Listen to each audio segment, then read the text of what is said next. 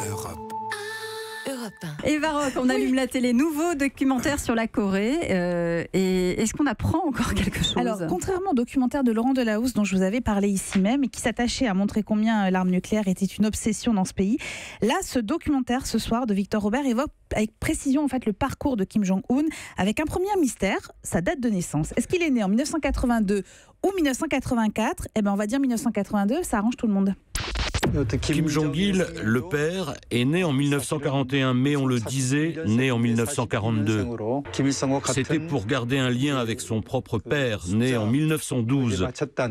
Comme ça, en 2022, quand on va célébrer le 110e anniversaire de la naissance du fondateur du pays, cela coïncidera avec les 80 ans de son fils et les 40 ans de Kim Jong-un. Ben voilà pourquoi s'embêter. Hein. C'est quand même mieux d'organiser en 82 au lieu de 72. Gagner 10 ans. Alors on vous l'avait déjà dit ici, mais c'est vrai que l'emprise sur le peuple débute à l'école. Il n'y a aucune photo des dirigeants, par exemple, dans les manuels scolaires. Est-ce que vous savez pourquoi? Eh bien la réponse, elle est là. C'est parce que les enfants risquent de gribouiller dessus. Les enfants de tous les pays font ce genre de gribouillage. Mais en Corée du Nord, c'est considéré comme une offense aux leaders. Alors quant aux adultes, pas de manuel scolaire, mais un petit cahier rouge, un chacun, et des devoirs obligatoires. On consigne toutes ces mauvaises actions. Par exemple, je suis arrivé en retard au travail.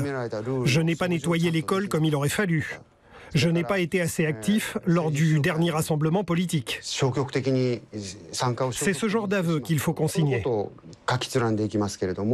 Tous les Nord-Coréens, qu'ils soient enseignants, employés de bureau, militaires, membres du parti, ouvriers, doivent une fois par semaine se soumettre à ces séances d'autocritique. Voilà, c'est une enquête rigoureuse. Elle a été de nombreux témoignages avec un ton résolument irrévérencieux. C'est vraiment à voir sur C8 à 21h ce soir. Europe. Europe 1.